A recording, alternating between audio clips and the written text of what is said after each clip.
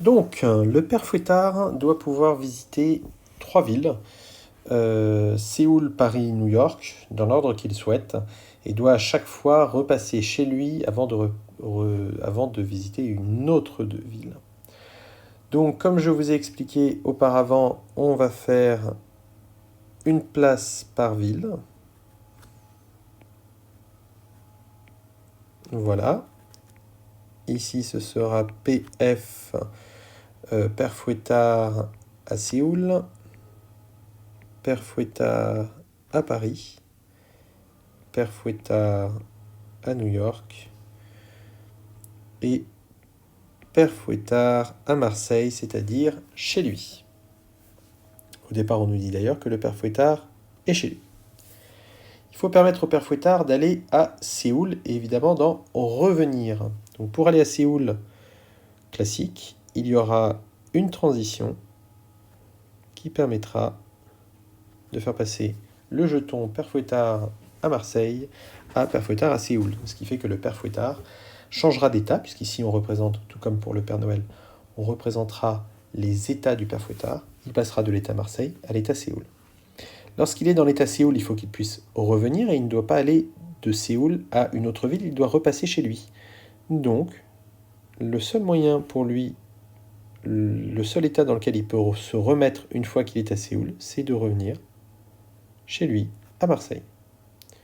Et voilà ce que l'on fera pour les 2 autres villes. Des transitions qui permettent d'aller dans l'autre état et une transition qui permet de revenir à l'état initial.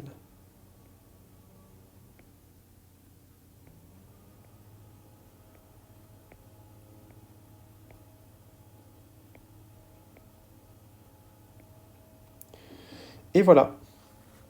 Voici donc le réseau de Petri qui permet de répondre à la question précédente.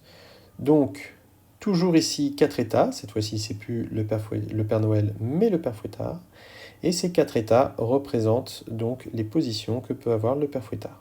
Ici, les transitions sont différentes, elles sont un peu plus nombreuses que pour le Père Noël, puisque on va devoir représenter à chaque fois le Père Fouettard qui part dans une ville et qui revient à cette ville. On n'autorise pas de transition de ville à ville, on oblige à toutes les transitions de repasser par la maison du Père Fouettard.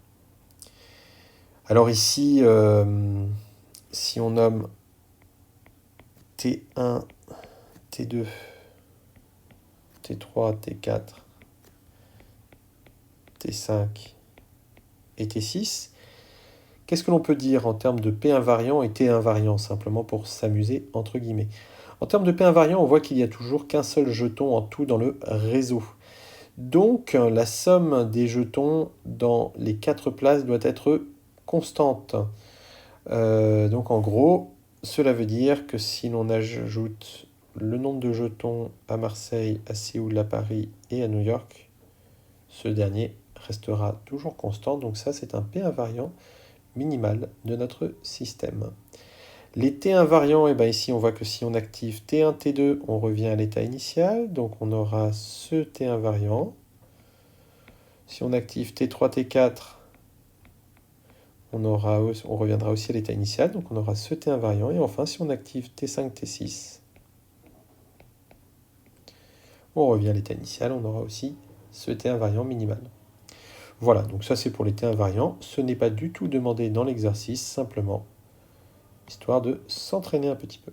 Par contre, ce qui est demandé, c'est de décrire les nouveaux états. Donc ici, rapidement, PFM, Père Fouettard chez lui, PFS, Père Fouettard à Séoul, PFP et PFNY, Paris et New York. Voilà. Voilà donc pour la question 3, et on peut passer donc à la question 4. Alors la question 4 va reprendre un petit peu l'idée du Père Noël pour éviter une deuxième tournée. Donc on explique que le charbon, depuis que l'Allemagne a relancé ses centrales à charbon, eh bien ça vaut cher. Et donc finalement, déposer du charbon dans les souliers des personnes pas très sages, ça revient cher. Donc on veut s'assurer que le père Fouettard ne fait qu'une seule tournée par ville et ne va pas déposer trop de charbon. Donc en gros, on veut s'assurer que le père Fouettard ne passe dans la soirée qu'une seule fois par chacune des villes. On va reprendre la même stratégie que pour le Père Noël, c'est-à-dire qu'on va rajouter un état supplémentaire par ville cette fois-ci.